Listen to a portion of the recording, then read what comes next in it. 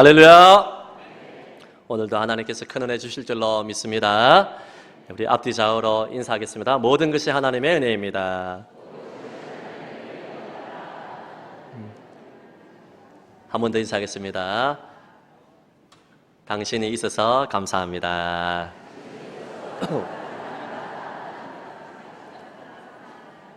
여러분이 살아 계셔서 이곳에 함께 예배 드릴 수 있어서 너무나 감사를 드립니다. 우리 사랑의 과일 나눔을 많은 분들이 물질로 후원하시고 또 구역과 기관과 전도 나눔 분과 개인들이 많이 보내주셔서 한 200박스 정도를 우리 지역주민센터에서 가난하고 힘든 분들과 함께 나누고 또 양로원과 고아원도 함께 나누게 되었습니다. 물질로 또 과일로 이렇게 후원해 주신 여러분에게 감사를 드리고 또 꽃꽂이도 해주시고 여러모로 교회의 전반에 헌신해 주신 여러분에게 감사를 드립니다. 오늘 설교 제목 따라하겠습니다. 이렇게 감사하라. 감사하라. 지난주에 감사 설교하면서 불변적인 복으로 인하여서 감사해야 된다. 하나님이 나 같은 죄인을 창세전에 선택해 주신 선택의 복, 예수 그리스도의 보혈로 구원해 주신 구원의 복, 성령님으로 인쳐주시고 동행하시는 능력의 복으로 인하여서 감사해야 된다. 가변적인 것이 아니라 이런 불변적인 복으로 인하여서 우리는 감사 생활을 해야 된다고 말씀을 드렸습니다. 오늘은 우리가 일상의 복에 대해서 무엇에 어떤 기도 제목에 감사 제목에 감사해야 되고 어떻게 감사해야 되는지를 일상의 복과 함께 우리가 헤아려 보면서 감사 제목을 나누고 또 설교의 은혜를 받고자 합니다. 일본의 우찌무라 간조, 내촌 감상이라고 불려지는 이 우찌무라 간조가 일본의 양심을 깨운 시대의 선구자가 아니겠습니까?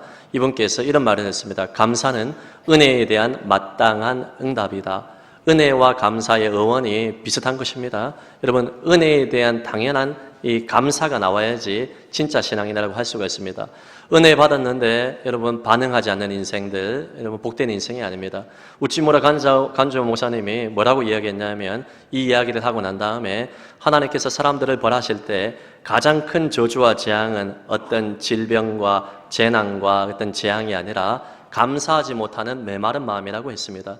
예수를 믿음에도 불구하고 내 마음 가운데 원망과 불평이 가득 차고 감사가 없다면 하나님의 저주 아래에 있는 것입니다.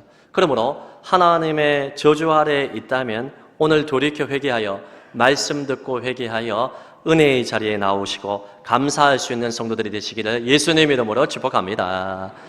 내 마음 가운데 늘 감사가 넘쳐야 됩니다. 저와 여러분이 얼마나 하나님께 감사합니까? 여러분 추수감사주의를 지키면서 저는 1년 365일이 감사절이 되어야 되고 부활절이 되어야 된다고 생각을 하는데 이렇게 절기를 정해서 하루 감사를 돌아볼 수 있는 기회가 된다면 정말 복된 그러한 찬스라고 생각을 합니다. 어떤 분들은 추수감사주일에 대해서 이런저런 이야기를 많이 하지만 우리가 구약의 감사의 전통을 잊고 신약의 감사의 정신을 우리가 기억을 한다면 미국에서 유럽된 이 모든 것도 성경에서 바탕이 되었다고 우리가 기억을 하고 좋은 감사의 기회로 삼는다면 이 절기가 문제가 될 수 없다고 생각을 합니다. 추수감사절은 우리가 많이 들었던 것처럼 신대륙에 도착한 미국의 청교도들이 신앙의 자유를 얻기 위해서 여러분 신대륙에 도착하지 않았습니까? 1620년 12월에 도착을 했는데 여러분 너무나 큰 혹한의 추위와 또 배를 타고 오는 가운데에서 괴혈과 바이러스 병이 돌아가서 110명이 출발을 했는데 무려 48명이 죽게 되었습니다. 얼마나 고통스럽겠습니까?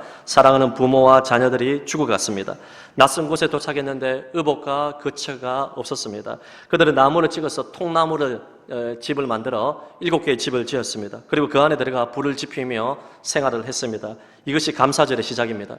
가지고 온 보리와 밀의 이 모든 것들이 이 종자가 이 토양과 맞지 않아서 결실을 거두지 못했습니다.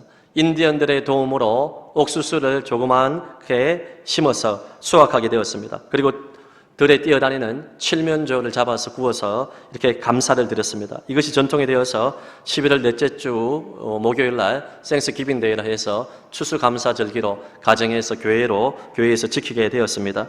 그래서 1년에 한 번 우리가 감사에 대해서 진지하게 생각해보고 교훈을 얻을 수 있다면, 성경 말씀의 진리와 신앙의 좋은 전통에 따라서 이 감사를 기억하고 받은 은혜를 우리가 돌이켜보고 우리의 삶을 한번 재점검할 수 있다면 우리에게 크나큰 은혜가 된다고 저는 생각을 합니다. 그래서 오늘 우리가 어떻게 감사해야 됩니까? 무엇에 감사해야 됩니까? 일상과 관련해서 따라하겠습니다. 첫째로 평범한 것에 감사합시다. 평범한 것에 감사합시다. 오늘 우리가 읽었던 데살로니가전서 5장 16절에 하나님의 뜻이 잘 나타나는데요. 항상 기뻐하라, 쉬지 말고 기도하라, 범사에 감사하라. 이것이 그리스도 예수 안에서 너희를 향하신 하나님의 뜻이니라. 하나님의 뜻을 알기 위해서 우리가 성경을 파고 금식하고 우리가 필요하지만, 그러면 아주 단순한 하나님의 뜻은 우리가 그냥 읽고 순종하기만 하면 되는 것입니다. 항상 예수님 때문에 기뻐하고 규칙적으로 예수님의 옷자락을 붙들고 주님과 대화하는 기도하고, 그리고 범사의 모든 순간에 모든 일에 모든 사건에 지금은 이해되지 않지만 하나님의 섭리와 계획과 경륜을 믿기 때문에 범사에 감사하고, 할렐루야. 범사에 감사하는 것은 평범한 것에 감사라는 것입니다. 우리가 큰 어떤 대박이 터뜨려지지 않는다 할지라도 일상생활 가운데 평범한 것에 감사해야 됩니다. 여러분, 아침에 딱 잠자리에서 일어났는데 눈이 떠여지면 감사하시기를 바랍니다. 눈을 뜨지 못하는 사람이 많아요. 오늘 아침을 맞이하지 못하는 사람들은 많이 있습니다. 제가 예전에 다래끼에 걸려가지고 이 다래끼를 항생제를 안 먹고 병상에 오래 있다 보니까요, 다래끼가 심해지니까 눈이 밤탱이가 돼가지고 눈이 뜨지지가 않더라고요. 여러분, 우리가 매 순간 아침에 일어나서 눈이 떠여지는 것 할렐루야, 놀렐루야입니다. 여러분, 놀랄 일이에요. 이거 눈 떠지면, 그리고 사랑하는 남편, 아내, 자녀들을 얼굴을 볼 수 있는 거 감사합니다. 감사합니다.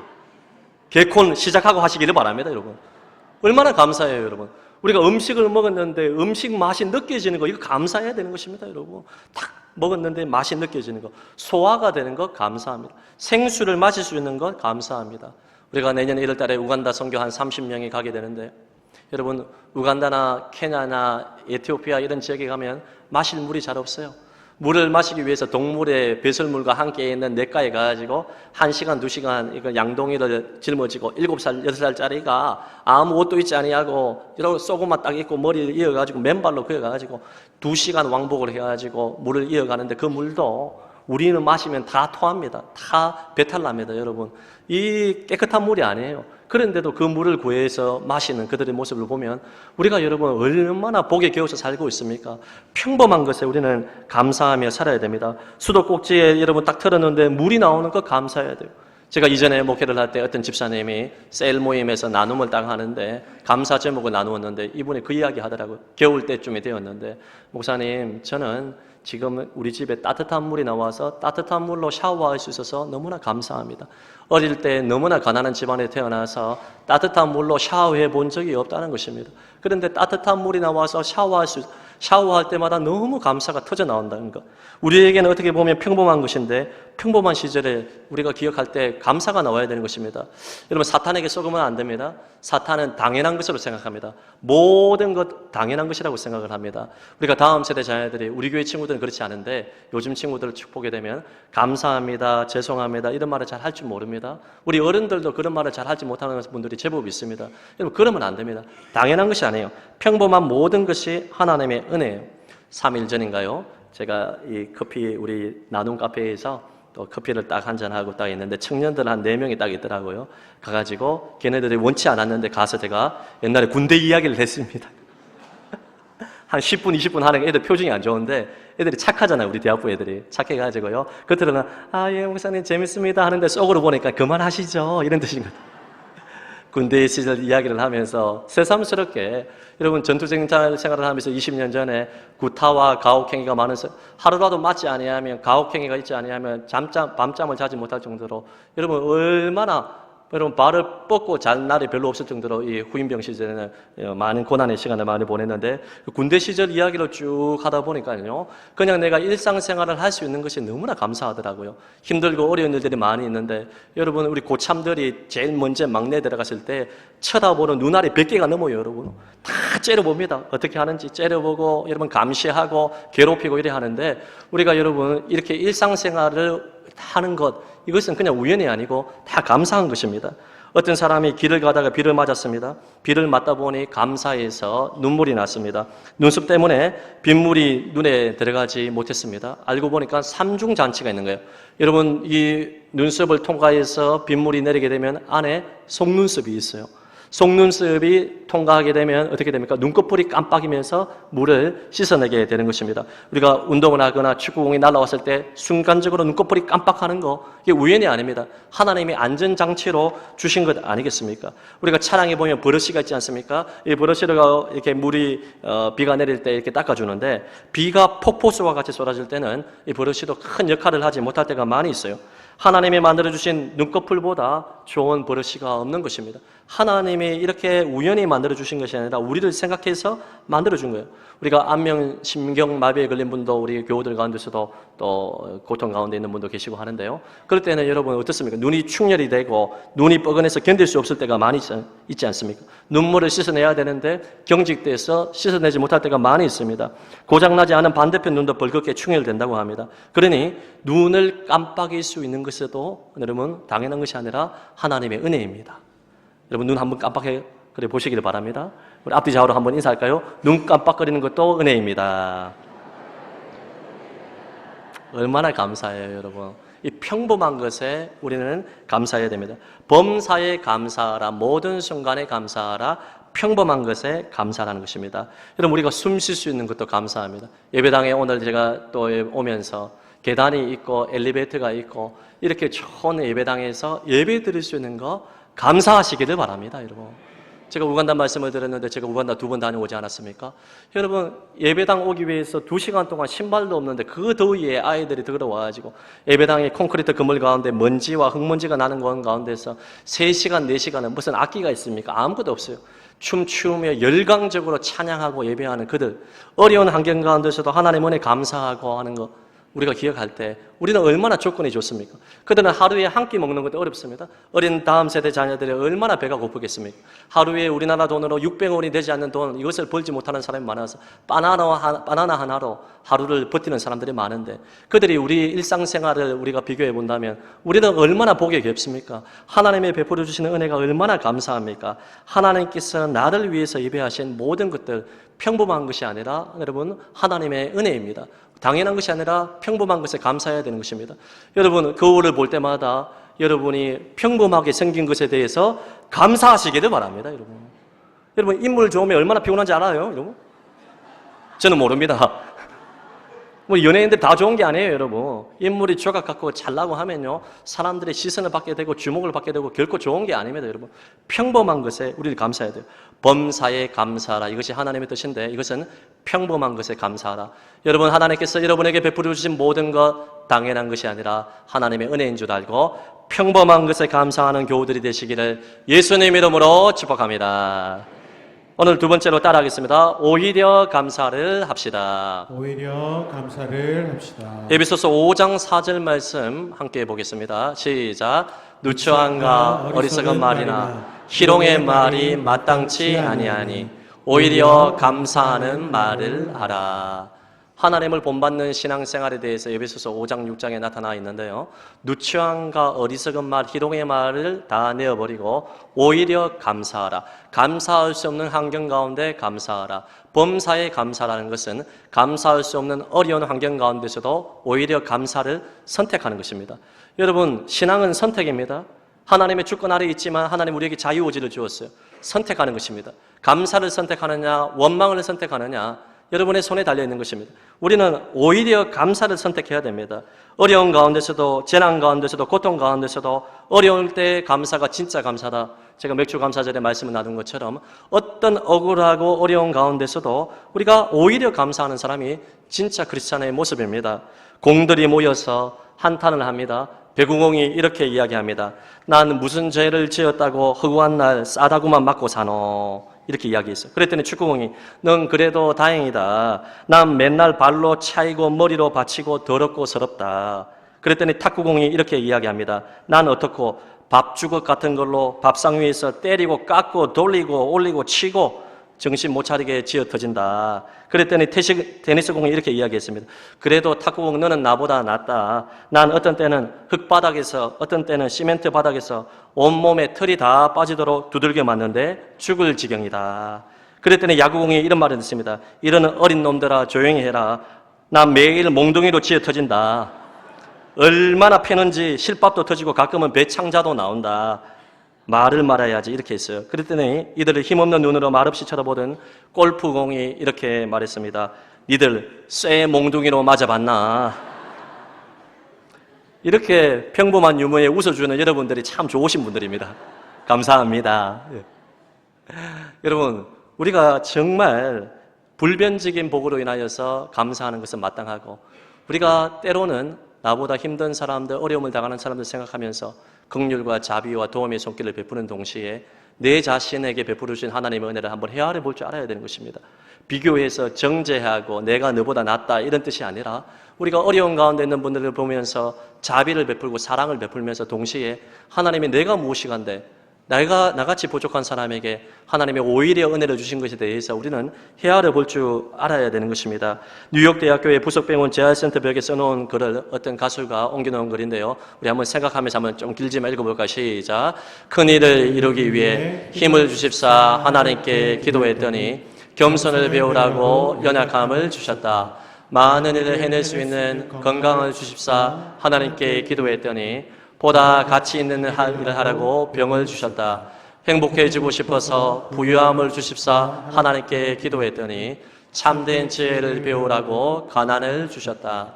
세상 사람들에게서 칭찬을 받고자 성공을 주십사 하나님께 기도했더니 교만하지 말라고 실패를 주셨다. 삶을 누릴 수 있게 모든 물질들을 주십사 하나님께 기도했더니 모든 걸 누릴 수 있는 삶 자체를 주셨다. 귀한 것 하나도 주시지 않으셨지만 내 소원 모두 들어주셨다. 하나님의 뜻을 따르지 못한 삶이었지만 내 마음속에 진작에 표현하지 못한 기도는 모두 들어주셨다. 나처럼 축복받은 사람이 있을까?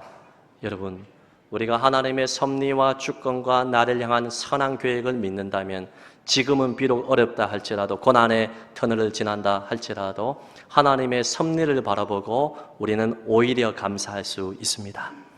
다니엘 기도회를 보면서 공통점 딱 한 가지, 가장 어두운 순간에 칠흑 같은 고통 가운데서도 그들은 감사를 선택했다는 것입니다. 저는 성안의 모든 교우들이 어려운 가운데서도 하나님의 섭리를 믿고 오히려 감사를 선택할 수 있기를 예수님 이름으로 축복합니다.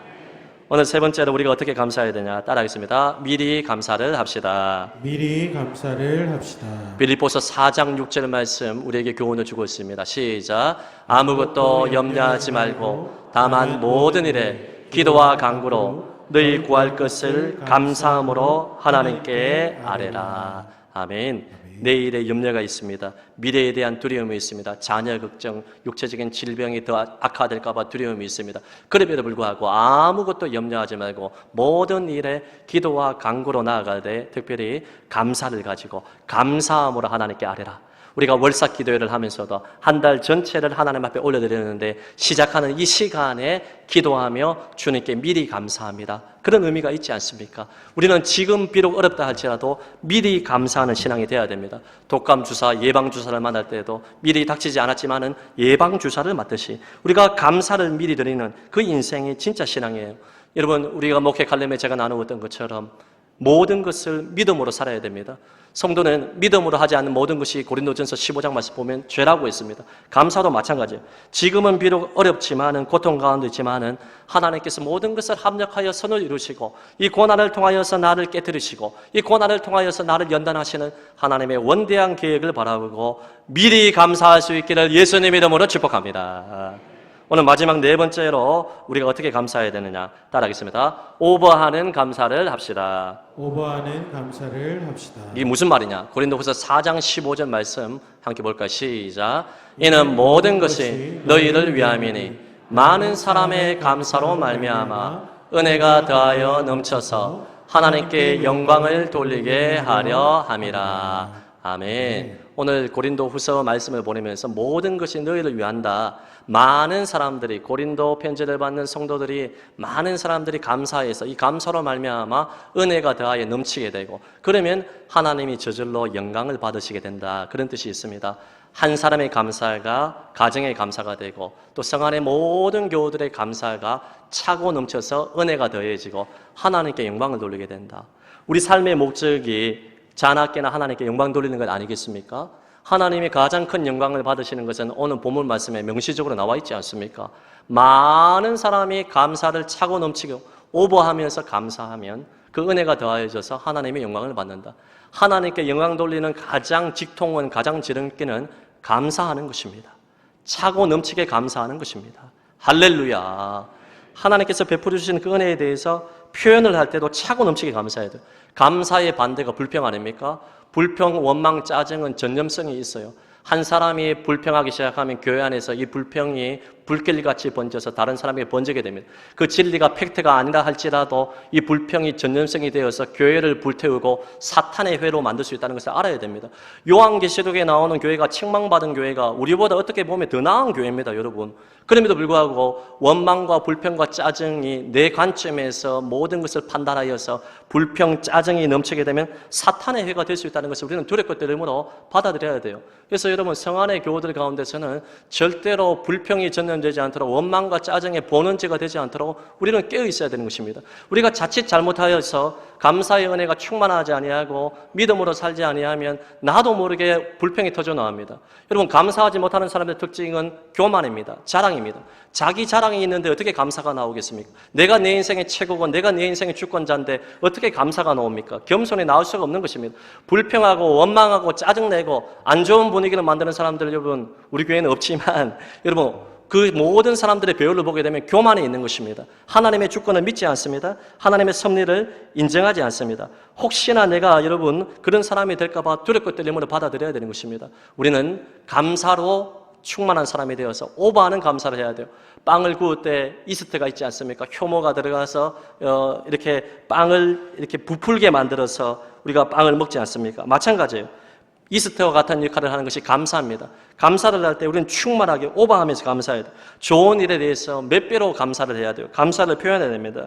받은 은혜의 양보다 조금 더 과장되게 우리는 감사해야 됩니다.